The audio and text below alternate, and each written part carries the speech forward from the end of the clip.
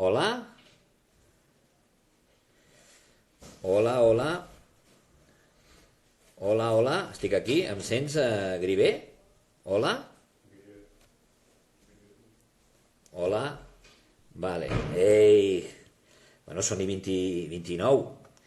Eh, a veure si em demana... A veure si em demana unir-se a mi el Sergio Mingote, que de moment no ho està fent, eh? A veure...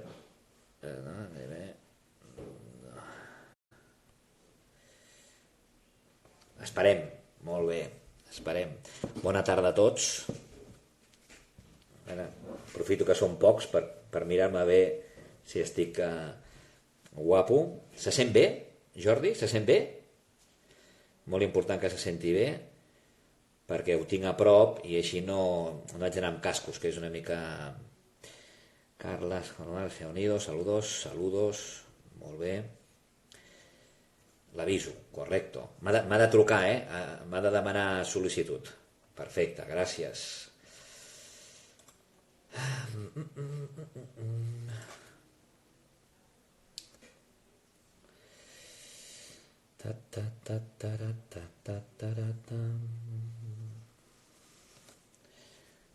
Ara... Hola, Montse. Estem esperant que el Sergio Mingote ens faci la trucada a la R. Massà i puguem començar aquesta entrevista. Posaria uns minuts musicals, però no en tinc. Ja som 5, molt bé.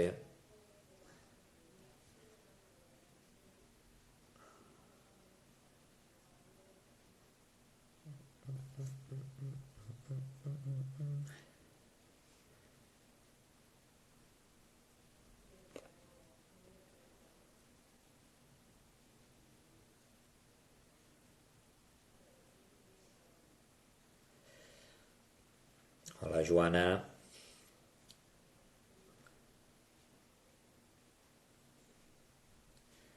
I jo també.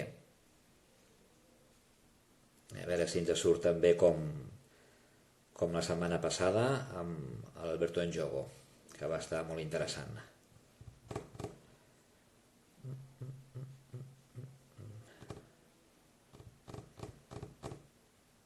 Bé, podreu fer preguntes, mentre conversem. Ara arriba el Sergi. Deu estar que se sube por las paredes, ¿no, Jordi Griver? La Joana feliz de ver a quién? ¿A un servidor? Carambes. Això em dona ànims.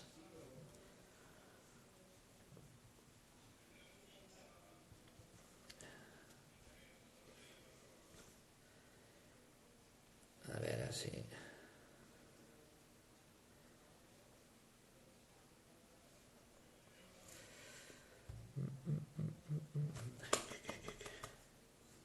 Vale, ara sí que el podré posar el Sergio.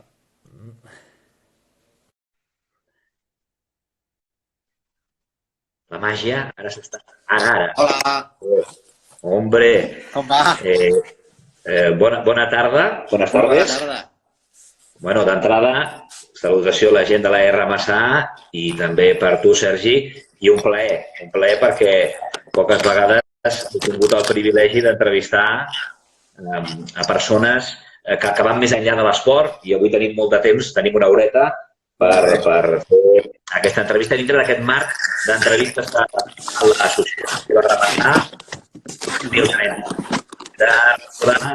La R. Massà és una entitat que fa futbol, però que té un projecte solidari molt important amb diferents països de l'Àfrica. Ja fa temps que està fent uns viatges solidaris amb el pretext de jugar un partit de futbol amb un equip de cada país de l'Àfrica. Hi ha una labor solidària que va començar i ho vam dir l'altre dia amb un lliurament de material esportiu, de material informàtic, de recaptar diners, i aquest procés, que ja porta 7 anys, ha acabat amb una biblioteca al Camerún, amb cases d'acollida, i fins i tot, i per això avui ens uneix aquesta entrevista amb el Sergi, doncs fins i tot l'any passat a Costa d'Ivori va fer una labor molt important de recaptar diners i aportar-los per material ortopèdic per la gent que té altres capacitats.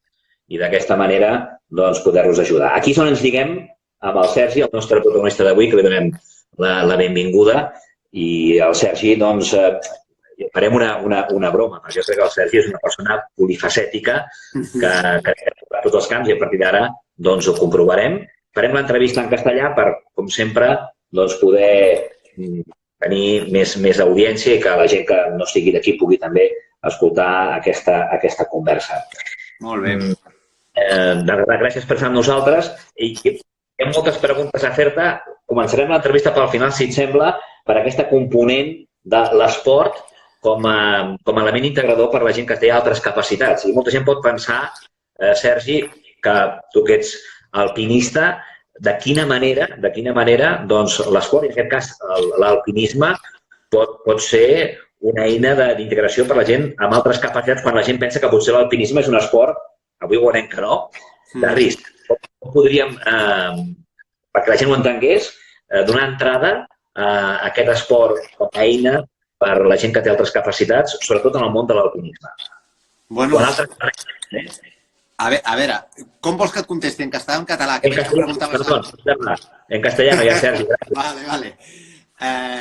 Bueno, primero, antes de nada, saludaros a todos.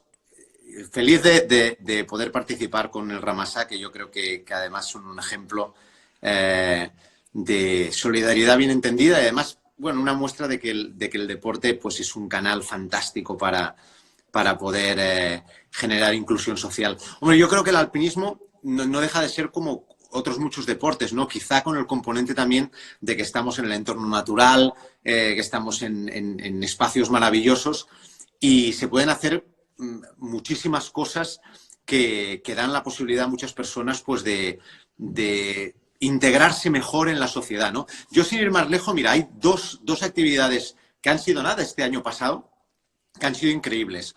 Una la vivimos con una asociación que se llama Rodamun y que con Albert y con otros chavales pues, que van en silla de ruedas, suben con unas sillas que se llaman sillas Joelet, suben a montañas, es decir, dan la posibilidad a personas que no pueden caminar a que puedan conseguir su sueño y coronar montañas, ¿no? Y eso, pues, es increíble, ¿no?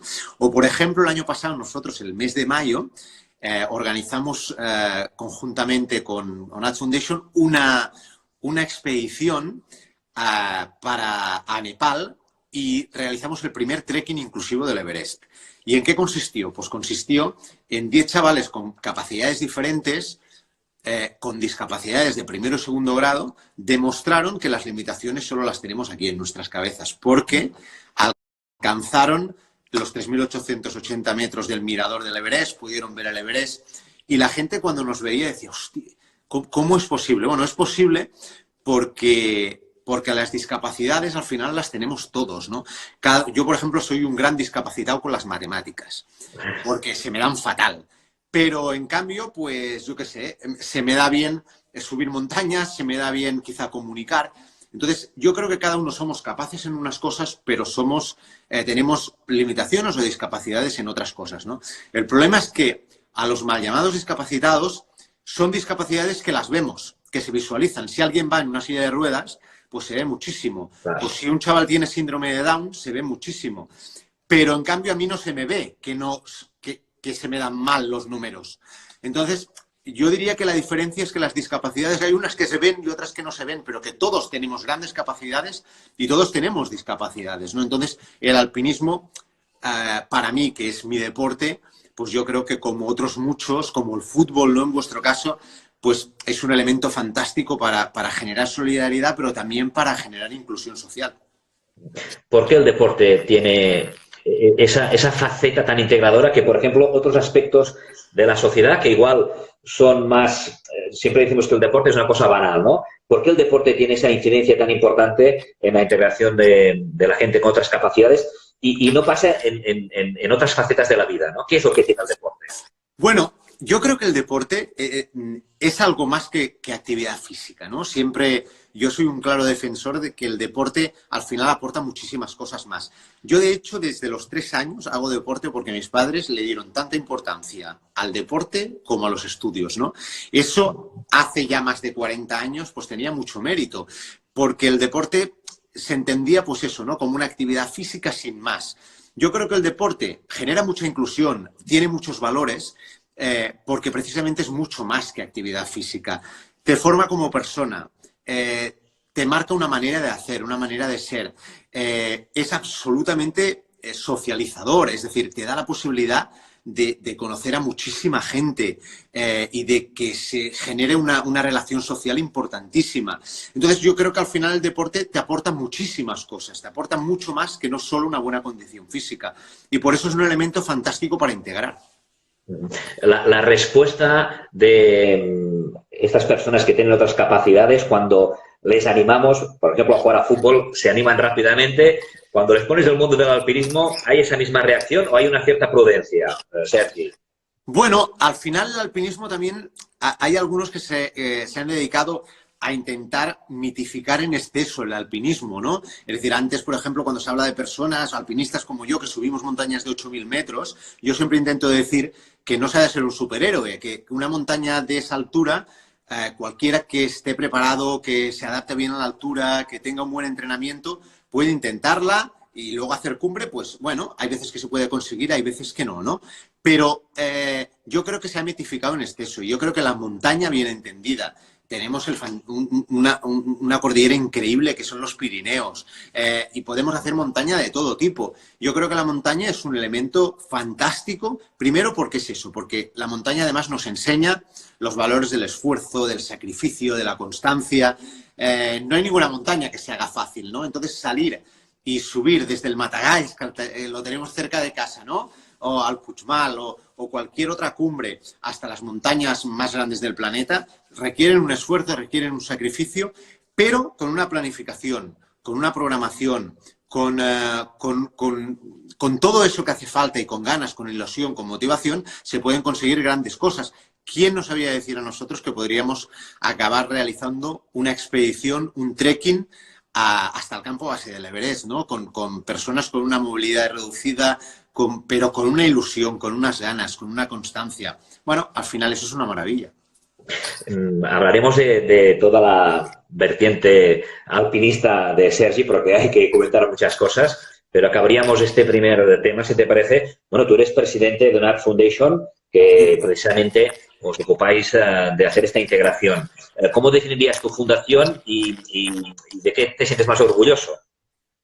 Bueno, yo primero creo que al final a mí la fundación lo que ha sido un cumplimiento de un sueño, ¿no? Yo en el momento que los patrones pues decidieron y los deportistas que conformaban ya pues este grupo impulsor de Donat Foundation, muchos deportistas paralímpicos que ahora tenían que ir a Tokio y no van a poder ir hasta el 2021, me propusieron, me dijeron, Sergi, queremos que seas presidente porque puedes abarcar pues un ámbito más global y dar proyección. Pues yo contentísimo, ¿no? La verdad es que Donat Foundation se creó solo con un objetivo, uno: integrar mediante el deporte. No tiene ninguna vocación más. Entonces, claro, el año pasado pudimos impulsar en diciembre la semana del Día Internacional de las Personas con Discapacidad.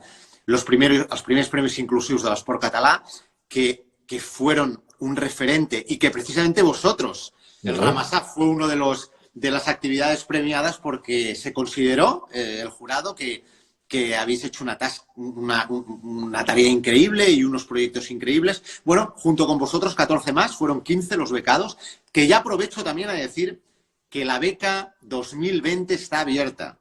Desde el mes de marzo, en donatfoundation.eu podéis acceder todos los deportistas, las entidades, las asociaciones que estéis practicando deporte inclusivo, y lo quiero remarcar, solo deporte inclusivo. Si no es deporte inclusivo, hay otras muchas maneras. Nosotros solo potenciamos la inclusión mediante el deporte con actividades, asociaciones, deportistas. Pues, ¿qué es eso? Que necesitan una oportunidad y que quieren una de estas 15 becas que entregamos, ¿no? Entonces, esa es nuestra vocación. Este año también estamos volcados, si este maldito virus nos deja, pues en organizar lo que será el primer congreso de inclusión y deporte, que se realizará probablemente durante el último trimestre del año en el INEF Cataluña. Y bueno, son los 2 grandes eventos que organizaremos desde ONAD y que a mí me dan muchísima vida, porque me dan la oportunidad pues de aquello que había sido siempre un sueño, que era dar voz y dar visibilidad y ayudar a esos colectivos que tanto hacían, pero que eran colectivos muy olvidados, que eran colectivos que tenían muy poca difusión en medios de comunicación, pues darles voz. Al final ONAD Foundation ha sido eso, ¿no? Ha sido un paraguas que intenta pues ser la voz y ayudar a tantas asociaciones pues que trabajáis por la inclusión, por la solidaridad en el deporte. Lo importante es que se vaya normalizando pues esa manera de utilizar el deporte como herramienta de integración para la gente con otras capacidades, porque realmente pues en el mundo del atletismo, en el mundo del baloncesto, en el mundo del fútbol, alpinismo, etcétera, pues sea, como decíamos, normalizar un deporte para todos, que sería lo genial. Bueno, ya que ya estamos también contigo, Sergi es una persona... a mí me hace mucha ilusión porque estos días yo te conocía poco, conocía tus aventuras por encima del 8000, que por cierto no sé cómo debes llevar estar encerrado en casa cuando eres un hombre. Decía en broma Jordi Gribé, pregúntale si Sergio se está subiendo por las paredes. Yo no sé si es realmente una persona que disfruta tanto con la naturaleza, estar encerrado debe ser muy preocupante, aunque evidentemente bueno, es extrema, ¿no? Bueno, mira, la verdad es que tengo la posibilidad de entrenar en casa, tengo un pequeño gimnasio abajo, en el sótano y nada, está echando humo ya la bicicleta de spinning, me voy colgando de algunas herramientas que tengo por aquí para entrenar un poco también pues el movimiento de escalada. Bueno, al final, esta semana he hecho un artículo que hablaba de eso, ¿no? Que decía que el confinamiento al final yo creo que hemos de sacarle también la parte positiva, ¿no? Yo creo que mi confinamiento es un confinamiento de lujo, porque al final yo he pasado muchos días encerrado a 30 bajo cero en 2 metros cuadrados en una tienda, 7.000, 8.000 metros, con poca comida, añorando a los míos. Entonces al final es un confinamiento que estoy con mi familia, puedo disfrutar de ellos, estoy pasando más tiempos con ellos que nunca, contando que el año pasado estuve de expediciones casi 7 meses del año, es decir, que para mí está siendo una oportunidad el poder estar con ellos, ¿no? Y lo estoy viviendo pues intentando disfrutar ese momento, pero evidentemente con la preocupación de lo que está pasando fuera, ¿no? Exacto. Yo creo que la labor que se está haciendo desde médicos, desde personas que nos dan de comer, que hacen que los servicios básicos los tengamos cubiertos. Creo que están haciendo una tarea realmente increíble, ¿no? Yo creo que nuestros ánimos han de ir para ellos y los que estamos en casa, pues lo que hemos de hacer es eso, es no hacer el tonto, no salir lo menos posible y darnos cuenta de que esto va en serio, de que esto no es una broma y que la mejor manera es quedarse en casa, ¿no? Entonces, ¿yo qué hago? Pues intento, pues eso, estoy escribiendo mi 4º libro, estoy haciendo también un programa por internet que se llama Online, que es de entrevistas a deportistas y también pues de consejos. Y nada, estoy haciendo todo aquello que no podía hacer cuando no estaba en casa. Claro, es que mi situación es un poco diferente quizá a los demás, ¿no? Yo el año pasado de 12 meses estuve 7 meses a 10.000 kilómetros de mi casa, ¿no? Y hice 7 montañas de 8.000 metros, claro. Prácticamente para mí el poder estar con Julia, con mi hija, con mi mujer, con la familia es una maravilla, ¿no? Y entonces, pues lo llevo menos mal, claro. Ahora explicaremos estas aventuras que yo siempre digo por encima de los 8.000 metros y también de tu aventura periodística en este canal online, que el otro día estuvimos observando con Jordi Morales, sobre todo porque un servidor había jugado a tenis de mesa y Jordi Morales es un referente, con otras capacidades y campeón del mundo muy poquito del Club Natació Sabadell. Hablaremos de todo ello, pero yo no sé si la gente sabe, y es muy curioso, ¿no?, que tú fuiste antes de alpinista, no sé si antes de alpinista es correcto decir esto, alcalde. Esto es una cosa que ya, cuando he leído tu biografía, madre mía, alcalde, ¿cómo uno llega a ser alcalde y luego pasa a... Bueno, mira, yo siempre digo, ahora hago un deporte de menos riesgo. Yo creo que ser alcalde tiene mucho, mucho más riesgo. No, ha sido una etapa increíble, ¿no? Yo, claro, a ver, en Parets he nacido, vivo en Parets y al final, pues, ser servidor público durante unos años, yo creo que al final también te enseña mucho, ¿no? Yo estoy muy contento de mi etapa como alcalde, esos 7 años. También es verdad que dije que estaría 2 legislaturas, que son 7, 8 años. Cuando llegó el 7.º año, pues di el relevo y yo creo que la limitación de mandatos, las listas abiertas, hay tantas cosas en política que probablemente pues han de mejorar, pero sí que es verdad que poder trabajar para tu pueblo es un lujo, ¿no? Entonces, claro, yo alpinista y deportista he sido toda mi vida, ¿no? En cambio, pues alcalde, pues he sido una etapa de mi vida. Ha sido una etapa que la recuerdo con mucho cariño. La verdad es que me ha dado la posibilidad de conocer a tanta y tanta gente que hace cosas fantásticas, que bueno, y es una manera también de aprender, ¿no? Yo siempre me intento quedar con todo lo positivo, ¿no? No todo es bueno, evidentemente, pero sí que me intento quedar con la parte positiva. Igual que ahora, pues es eso, ahora estoy viviendo pues una etapa más de profesional dentro del mundo del alto rendimiento, del deporte, y también la estoy disfrutando muchísimo, ¿no? Supongo que, claro, tú fuiste alcalde de Parets del 2011, creo, al 2018, Mm. y antes, no sé si ya tenías tus primeros pinitos con el alpinismo o no. ¿Cómo fue Sí, tu... sí, sí. Yo mi primer 8.000, imagínate, lo hice en el año 98, hace más de 20 años. Es decir, yo empecé a escalar en el año 95 aproximadamente, hace ya muchos años. En el año 97 hice mi primera expedición, que me fui a Ecuador. Allí hice, pues eso, mis primeros 5.000, 6.000 metros con los volcanes de Ecuador y vi que me adaptaba muy bien a la altura. Y a partir de ahí ya fue un continuo. En el año 98 hice mi primer 8.000, el Choyu. En el año 99 mi segundo 8.000, el Shapagma. En el año 2000 fui al tercer 8.000. En el Gasserbrunn no pudimos hacer cumbre y además tuve una experiencia de estas muy duras. Murió un compañero que no pudo volver a casa porque perdió la vida en la montaña. Y bueno, de eso también aprendes, también te enseña. Y luego en el año 2001 hice el primer ascenso pues, del Vallés Oriental a la montaña más alta del mundo, al Everest. En el año 2000 hice mi primer Everest y en el año 2003 hice mi segundo Everest por la vertiente sur, que allí conseguimos hacer la primera transmisión mundial desde la cumbre del Everest en directo, que era en el 25 aniversario de TV3, y la verdad es que fue una experiencia maravillosa. Y entonces ahí sí que empecé a practicar otros deportes porque ya por temas laborales ya lo tenía más complicado, pero empecé a hacer Ironmans, Ultramans, siempre pruebas de larga distancia que me apasionaban. Y no volví a la montaña, pues estuve hasta el 2005 haciendo montañas más pequeñas, luego volví en el 2013, hice el Cantengri, una montaña bastante complicada, pero que servía para recaudar fondos para la lucha contra el cáncer infantil. Ahí apadrinamos los 7.000 metros de esa montaña y conseguimos 15.000 euros que fueron directamente a San Juan de Déu. Fue un proyecto muy bonito. Y luego ya 2017-18 empecé a escalar a Madablam, otras montañas más difíciles pero no tan altas, y en el 2018 ya, cuando ya dedicándome más profesionalmente, pues empecé el proyecto 3x2x8.000, que consistía en hacer 6 montañas de 8.000 metros en un año. Y bueno, ese ha sido mi último proyecto, que ahora he enlazado pues, con el 14x1000, que es intentar acabar los 14 8000 pues aproximadamente en unos 3 años. Es decir, y en eso estoy.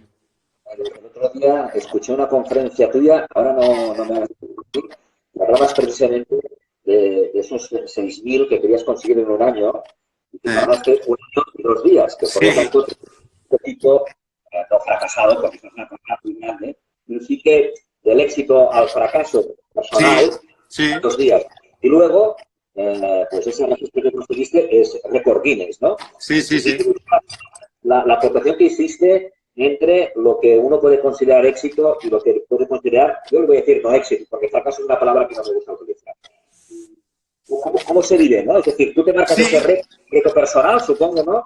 Y Claro. primero tienes una sensación agridulce, pero luego hay una recompensa muy grande con el récord Guinness, ¿no?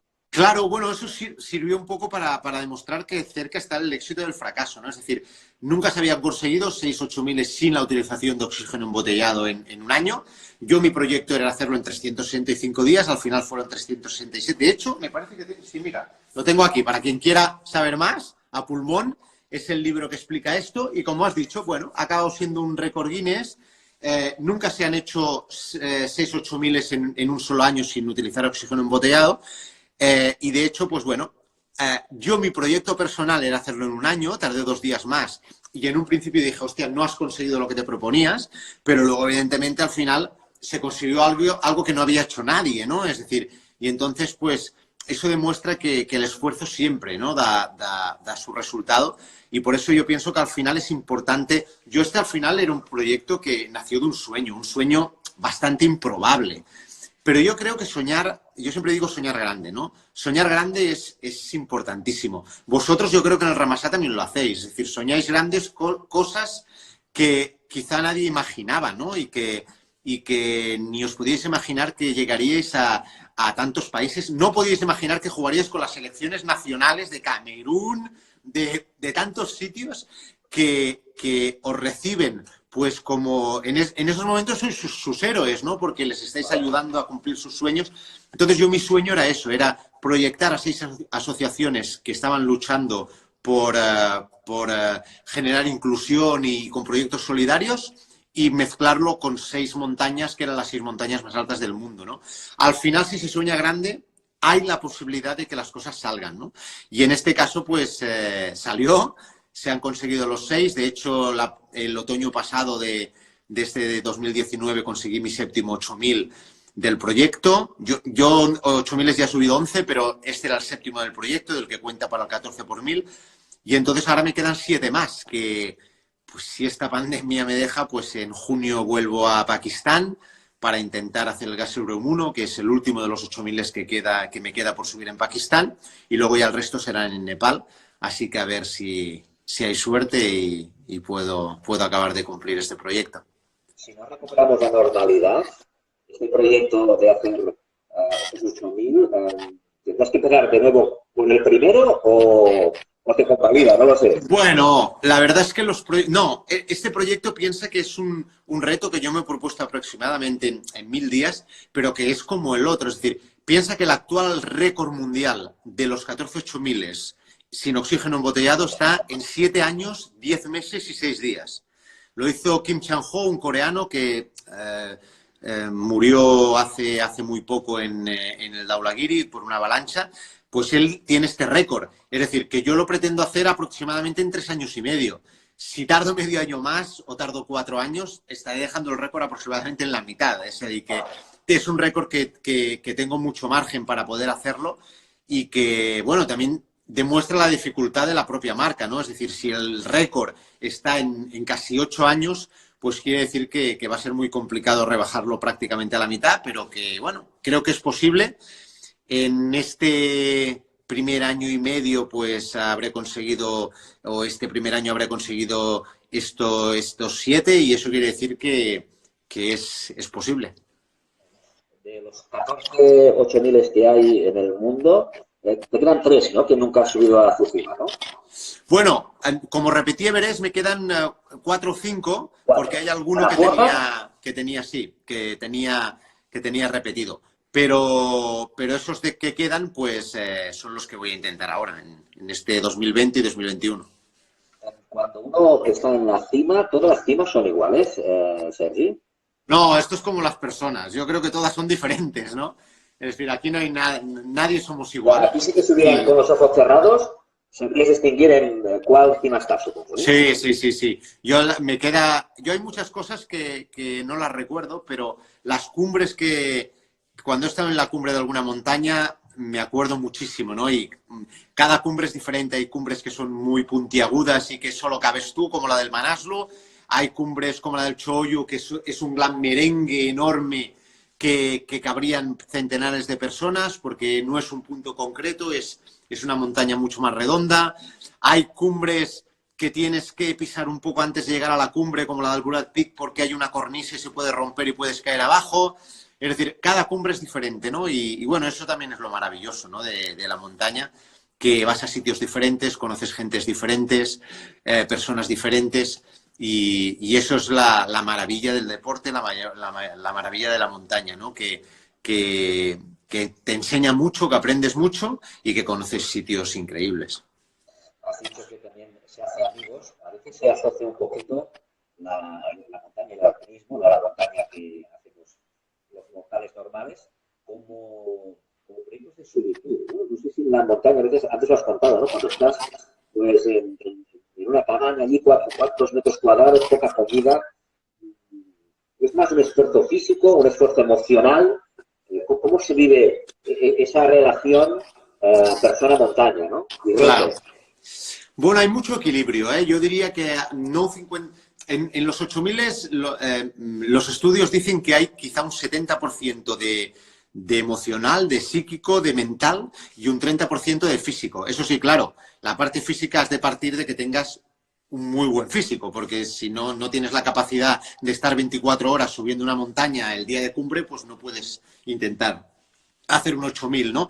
Yo creo que hay una gran diferencia entre lo físico con botellas de oxígeno o sin botellas de oxígeno.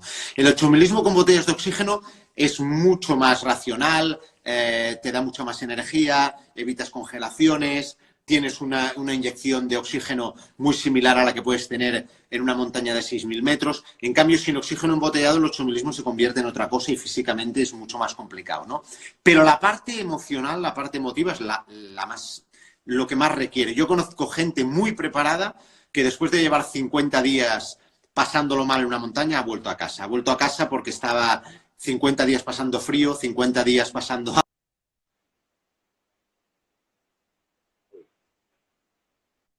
Pues hacía que no aguantaran la situación, ¿no? Y que tuvieran que volver a casa. Por eso digo que la parte emotiva es una parte muy, muy, muy difícil de llevar. Es la parte probablemente que te exige más. Y esa parte, pues, es la que solo te acostumbras estando mucho tiempo en esas situaciones, ¿no? Cuando estás subiendo y te encuentras con cadáveres de personas que han perdido la vida en la montaña, pero tú tienes que seguir hacia arriba, estás absolutamente congelado, estás deshidratado. Hay una parte de aguantar, una parte mental que es muy importante, ¿no? Y yo creo que eso, pues, al final también se aprende, pero también se ha de tener, ¿no? Un poco. Siempre se dice que uno juega como entrena. ¿Cómo se entrena esa parte emocional para subir una de 8000? Porque, bueno, el esfuerzo físico, pues uno... Claro, es que hay situaciones que solo las puedes vivir allí, ¿no? Yo diría que hay situaciones que no las puedes entrenar. Es decir, tú puedes entrenarte la parte física, pero la parte psicológica es haber pasado muchas veces por esa situación, haber pasado muchos momentos por esa situación, ¿no? Entonces, claro, yo llevo 30 expediciones a montañas grandes, ¿no? Y entonces he vivido muchas situaciones muy complicadas de compañeros que prácticamente han muerto en mis manos, compañeros accidentes, situaciones muy complejas. Entonces, después de vivir todas esas situaciones, yo diría que la piel se te hace un poco más gruesa, ¿no? Y entonces eso te hace que emocionalmente lo lleves mejor. Pero bueno, es muy difícil entrenar eso.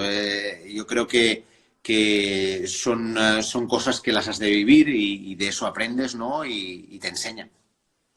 Luego hablaremos de también lo decías en tus conferencias, que la montaña es una mezcla de éxito y de compromiso, pero también de miedo y fracaso. Pero antes me gustaría, ya que lo has comentado, ya que creo que bajando del Lhotse, lo tengo aquí en una noticia, pues tuviste que bajar un compañero búlgaro y se murió en las manos. Esto tiene que ser, decías tú, ¿no? Un signo de lo emocional increíble, ¿no? Porque como que no lo sé, pero que el principio tiene que ser un aspecto muy, tienes que estar muy fuerte para sobrevivir a esta situación, ¿no? ¿Cómo fue? Bueno, fue una situación que es una situación que a nadie le gustaría vivir, ¿no? Fue una situación muy complicada porque Iván Tomov pues era de los pocos que había conseguido cumbre sin oxígeno, solo habíamos hecho 3, pero pagó un precio muy alto, ¿no? Él tuvo un edema cerebral, en campo 4 a 7.600 metros ya estaba muy mal. Le inyectamos dexametasona para ver un corticoide, para ver si recuperaba. Intentamos bajarlo por todos los medios, pero fue imposible, ¿no? Entonces eso, claro, eso al final, bueno, es una situación que, bueno, de hecho yo tenía que empalmar con Everest, que hubiera sido mi tercer Everest, volví para casa. A mí también, evidentemente, que me afectó mucho también a nivel emotivo. No conseguimos poderlo bajar, al final él perdió ella la vida. Sí que pudimos ayudar a Nastia Ronova, su compañera rusa, conseguimos que salvara la vida y bueno, con esa parte te quedas, ¿no? Son esas vivencias que bueno, que te enseñan, que has de aprender y que me demuestran que no hay nada, ni una sola montaña que valga una vida, ¿no? Es decir, que es importante saber renunciar a tiempo y que saber renunciar pues es una victoria también, ¿no? De hecho, mira, veo que nos van haciendo preguntas y Gribé hace una pregunta que dice, ¿puedes darnos alguna pincelada del nuevo libro? Pues en el libro hablo de eso, ¿no? Hay algunos capítulos que hablo de esto, de por qué es importante saber renunciar, por qué es importante tener la cabeza bien amueblada y saber que no hay ninguna montaña que valga una vida, ¿no? Y ahí pues intento explicar eso, ¿no? Intento explicar pues estas vivencias que han sido vivencias muy duras, pero que probablemente de esos también se aprende, ¿no? Y yo intento transmitirlas, las intento transmitir pues eso, en mis documentales, en los libros, porque creo que es una manera también pues de reforzar muchas veces esa capacidad que todos tenemos de sobrellevar situaciones muy difíciles, pero que nos hacen más fuertes. Cuando llegas a casa después de esta experiencia, uno lo comparte con la familia, es decir, ¿se comparten esas vivencias también? ¿Te ayudan o no? ¿O es un territorio? Bueno, yo intento compartir con la familia casi todo, ¿no? Pero sí que es verdad que hay situaciones que uno se queda para uno mismo porque han sido situaciones, quizá y que es bueno también, que haya cosas en la vida que nos quedemos para nosotros mismos también está bien, ¿no? Es decir, hay cosas que transmitirlas puede ser también un aprendizaje para nosotros mismos y para quien se lo das, pero hay cosas que yo creo que nos quedamos nosotros mismos, momentos que también te ayudan a crecer internamente, ¿no? A mí lo que me aporta la montaña sobre todo es eso, es crecimiento interno y hay cosas que me quedo para mí, pero que evidentemente me enseñan y me ayudan pues a hacer las cosas mejor pues cuando afronto situaciones similares a las que he vivido, ¿no? Es muy claro cuando has dicho que evidentemente uno tiene que ser responsable y renunciar a veces cuando estas cosas se pueden complicar. Claro, uno se pregunta, yo no soy alpinista y si me pongo en tu piel digo, cada vez que voy a hacer un 8000 veo más los peligros que no los éxitos, ¿no? Por mi desconocimiento, ¿no? A la vez pienso, bueno, yo cuando cojo el coche no soy los que piensan, ahora me la voy a pegar. O sea, yo creo que tú cuando subes a una montaña no ves, sabes, y calibras el peligro, pero es como si fueras en coche con cualquier ser humano a otro sitio, ¿no? No ves pensando que... Claro, no, está claro. Es que uno no puede estar pensando, yo siempre digo, al final yo cuando voy a la montaña voy minimizando los riesgos, teniendo en cuenta todo, soy muy detallista, muy escrupuloso en llevar todos los elementos de seguridad bien. Entonces, claro, yo soy de los que apuesto por un deporte seguro y por un alpinismo seguro, ¿no? Creo que eso es importantísimo. Que hay un riesgo, evidentemente que hay un riesgo importante, ¿no? Pero un riesgo lo corremos, pues eso, al coger un vehículo... en todos los momentos de nuestra vida estamos corriendo riesgos, ¿no? Entonces, lo que hemos de hacer es prevenir y lo que hemos de hacer es intentar que esos riesgos sean los mínimos posibles, ¿no? Por eso es tan importante la parte de la prevención, por eso es tan importante estar bien preparado y bien formado para aquello que vas a hacer, ¿no? Yo creo que soy de los que probablemente no acabaré mis días en un sofá, sino haciendo aquello que más me gusta. Y evidentemente que eso comporta unos riesgos, que en mi deporte son unos riesgos más altos que quizá los normales, pero evidentemente yo siempre hago la balanza e intento buscar el equilibrio de que sean pues eso, ¿no? Es decir, actividades y proyectos y expediciones en las que tengo el control principalmente y un gran control sobre lo que estoy haciendo. ¿Que hay cosas imprevistas que pueda haber? ¿Una avalancha, un edema? Sí, siempre puede pasar. Pero bueno, eso también es la vida y al final también puede sucederte aquí cualquier enfermedad, cualquier accidente. Entonces, lo que has de hacer es sobre todo ser muy precavido y intentar pues ser muy responsable con las cosas que haces. Como bien decías, siempre 8.000 sin oxígeno. Cuando ves esas fotografías que a veces nos escandalizan, pues con gente subiendo el Everest allí que parece pues, la Rambla de Barcelona, ¿qué estamos haciendo? Bueno, al final yo creo que es una triste realidad, pero una realidad que sucede prácticamente en todas las montañas que son las más altas de cada país, ¿no? Si cualquiera de vosotros va a la Neto en verano, un fin de semana, pues se encuentra 400 personas y tiene que hacer cola en el Paso Mahoma porque está lleno de gente, ¿no? Y todo el mundo tiene derecho a ir. Sí que es cierto que en el Everest, pues eso es la montaña más alta del mundo. Eso pasa durante 2 días al año, 2 de los 365 días, hay 2 días que todas las expediciones comerciales que van con mucho oxígeno, con muchos sherpas y tal, pues planean su ataque a cumbre con clientes. Muchos de ellos no tienen la experiencia suficiente. De hecho, este año, sin haber accidentes, han muerto 11 por agotamiento, porque se les ha acabado el oxígeno. Es decir, están jugando a un riesgo altísimo. Pero claro, les puede la obsesión de pisar la cumbre más alta del mundo, ¿no? Entonces, yo creo que eso es un error. Es decir, yo creo que al Everest se ha de ir en el momento pues que te sientes preparado para ir, ¿no? Vayas con oxígeno, vayas sin oxígeno. Eso sí, si me preguntas el Everest a día de hoy, pues es eso, es decir, es una montaña que va muchísimas alpinistas y muchísima gente que no es alpinista, pero que pretende pues que de manera muy artificial pues intentar la cumbre, ¿no? Claro, yo esto el ejemplo cuando hago alguna charla siempre lo explico. Este año pasado subieron me parece que fue el récord, 820 personas a la cumbre. ¿Sabes cuántas subieron sin oxígeno embotellado? ¿Cuántas dirías? Todas menos una o dos.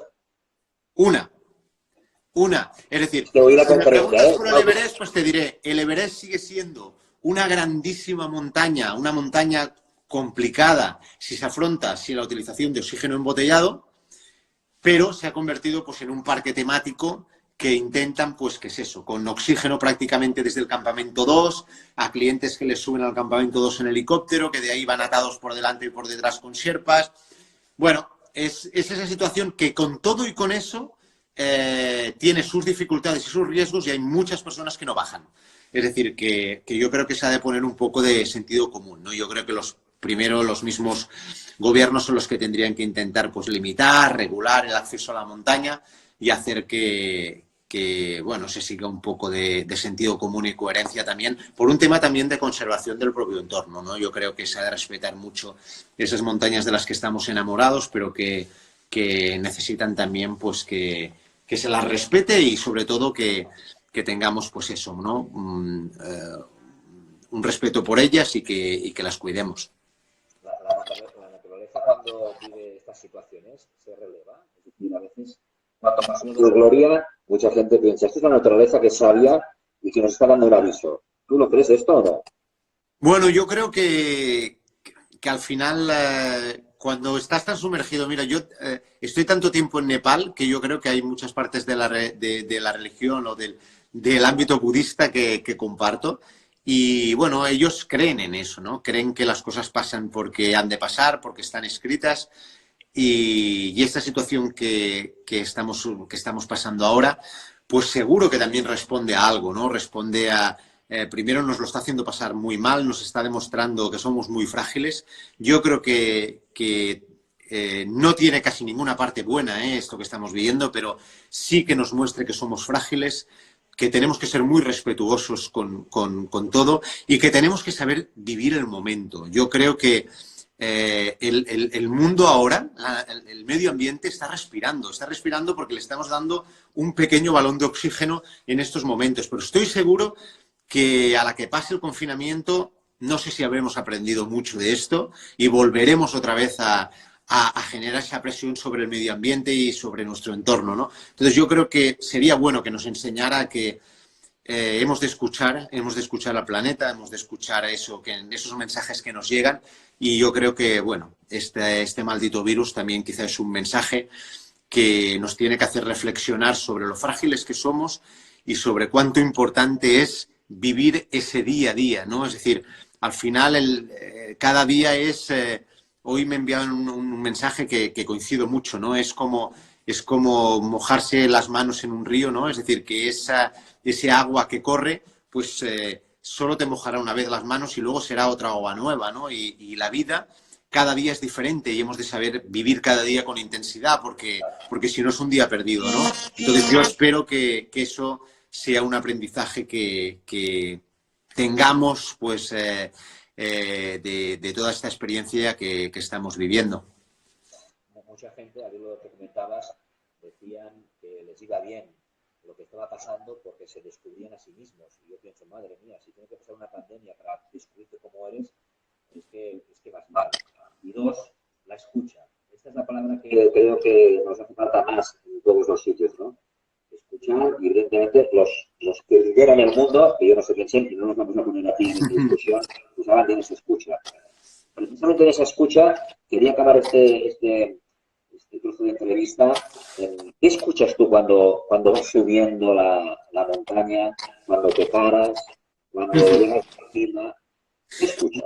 Bueno, mira, hay momentos que intento escuchar a la montaña. Hay muchos momentos que no llevo auriculares y escucho un poco, pues eso, ¿no? Escucho cómo cruje, cómo las grietas también hablan, cómo el viento, pues, si entra de norte, si entra de sur. Intento escuchar a la montaña en muchas ocasiones. Cuando tengo momentos más de relax, pues escucho música. Y de hecho, mira, ahora veo que nos están viendo también desde Chile, algún compañero, supongo, de expedición. Pues ahora, por ejemplo, en mi última expedición, que en marzo estuve en Chile, pues escuché mucha música de allí, porque intento, pues, aprender también de los sitios que voy, ¿no? Y cuando llevo música de aquí, pues la verdad es que llevo un poco de todo, Yo siempre me ha gustado mucho escuchar a Dire Straits, porque han sido mi grupo preferido durante muchos años, y bueno, y ahora aún lo son, ¿no?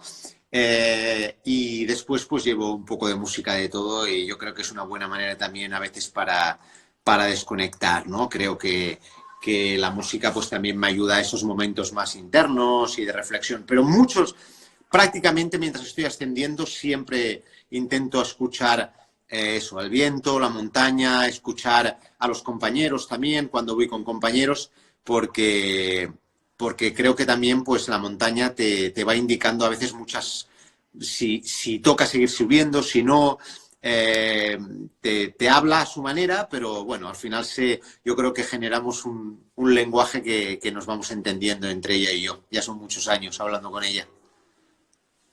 Si hablas más con tu pareja. Sí, bastante más. Por cierto, hemos estado viendo a un Sergio Mingote alcalde, a un Sergio Mingote alpinista, a un Sergio Mingote, pues, utilizando el deporte como modelo para la integración para la gente con otras capacidades. Sabemos que hay un Sergio profesor, conferenciante. ¿De dónde te viene este verbo tan fácil? Porque vivir las cosas es muy importante en primera persona, pero contarlas a veces no se sabe contarlas, ¿no? Y vemos que es un verbo muy fácil, ¿no? Bueno, no, yo creo que al final es aquello que hablábamos al principio. Yo creo que todos tenemos grandísimas capacidades, lo que la hemos de saber descubrir. Yo, por ejemplo, pues es eso, ¿no? Es decir, intento siempre... me he comunicado mucho en mi vida, también mis trabajos han sido prácticamente muy relacionados siempre, pues, con la relación con los demás, y todas mis etapas, pues, han sido, pues, eso, ¿no? Es decir, de comunicarme con la gente, de intentar expresar bien aquello que pienso, y eso me han enseñado a comunicarme, pues, quizá bien, ¿no? Pero yo creo que el mensaje para todo el mundo es que cada uno tenemos grandes capacidades que probablemente las conocemos o no las conocemos.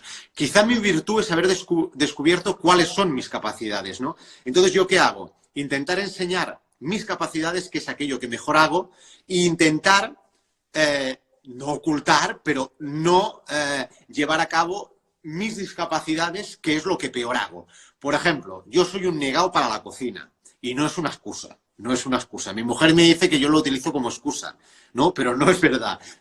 Se me da muy mal. Lo estoy intentando últimamente, pero se me da muy mal cocinar y es fácil que queme aquello que estoy haciendo, ¿no?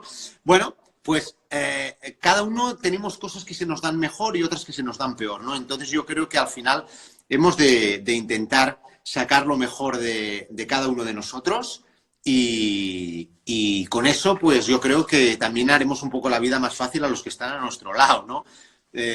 Yo, por ejemplo, ahora estos días intento ayudar a mi hija, que están haciendo las clases como todos vuestros hijos, pues de manera telemática, y ya le digo, Julia, yo con naturaleza, sociales, todo el tema de inteligencia emocional, todas estas cosas, historia, geografía, me encanta todo esto, te puede ayudar mucho, pero con las mates, pues te puede ayudar poco. Antes la podía ayudar un poco con los idiomas, pero ahora ya habla mejor que yo, inglés, así que también la puedo ayudar poco. Así que hemos de intentar eso, ¿no? Sacar nuestra mejor versión. Yo creo que el secreto es obtener la mejor versión de cada uno de nosotros. Lo que decías de buscar las capacidades que uno tiene escondidas, recomiendo, y me viene a la cabeza, una página web que es Entrena tu héroe. Una página web con tutoriales que lleva Dani García, que él siempre dice que en nuestro interior tenemos un héroe y un zombie. El zombie es la persona que siempre va con nosotros, la plana, la vulgar, la que cumple, ¿no? Pero tenemos que entrenar al héroe que llevamos dentro para mostrar esas capacidades y la gente que las hace un vistazo. Eso es lo que está muy bien. Dani García, que siempre empieza también sus podcasts como alimenta al héroe que llevas dentro y deja al zombie aparte del zombie que va solo. Está muy bien. Te voy a hacer una encerrona, Sergi. Dime. Cazador cazado. Ah, bueno. Sí, por otro día, pues me enganché a tu canal online. Sí. Tenías a Jorge Morales, lo hemos comentado, de tenis de mesa, a Steffi Traguet, creo, alpinista, y a Ricky Abad, ultrafotista. Bueno, una conversación muy amena. Yo subo a la montaña solo para ir a buscar bolets y actividad. Y acabaste esa entrevista de una manera muy curiosa, haciendo 6 preguntas. Sí. ¿Te acuerdas? No sé si se probarás.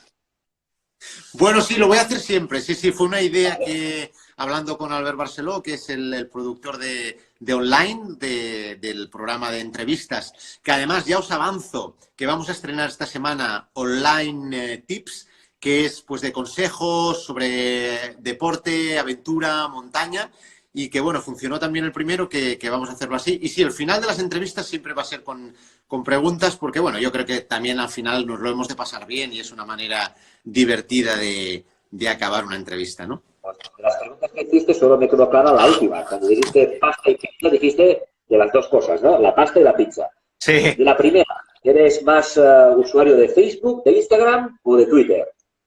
Yo, es que soy muy usuario de las tres. Por mi trabajo tengo que tener todo muy bien actualizado siempre y yo diría, si tuviera que escoger una, quizás escogería Instagram, pero soy muy usuario de las tres. ¿Tu fruta preferida? ¿Perdona, que no te he oído ahora?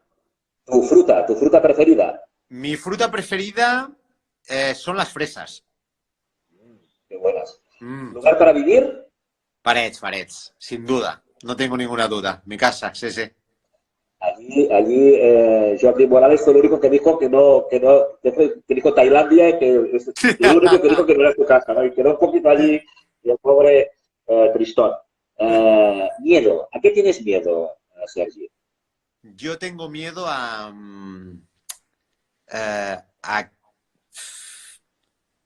cualquier cosa que pueda afectar a mi familia. Es decir, mi miedo no está tanto conmigo, sino a cualquier mal que puedan sufrir los míos, ¿no? Es decir, soy una persona muy familiar y pienso que todo lo que esté relacionado con cosas que les puedan pasar a mi gente, eso es lo que más miedo me da.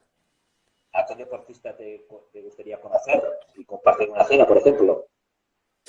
Hostia, es que yo, claro, me gusta tanto el deporte que me gustaría conocer a muchos deportistas, ¿no? A muchísimos.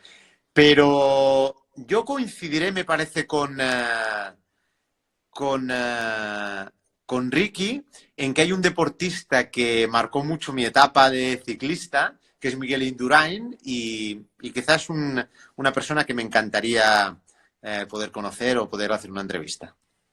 Yo te añado otra, ¿eh? Yo vengo del mundo del periodismo. ¿Qué te parece el periodismo, Sergi? Bueno, me parece que el periodismo hecho desde la buena praxis es fantástico. Creo que el periodismo pues, nos da la oportunidad de estar informados, pero siempre que estemos bien informados, ¿no? Yo creo que con las redes sociales han aportado cosas muy positivas, pero también cosas que no lo son tanto. Y creo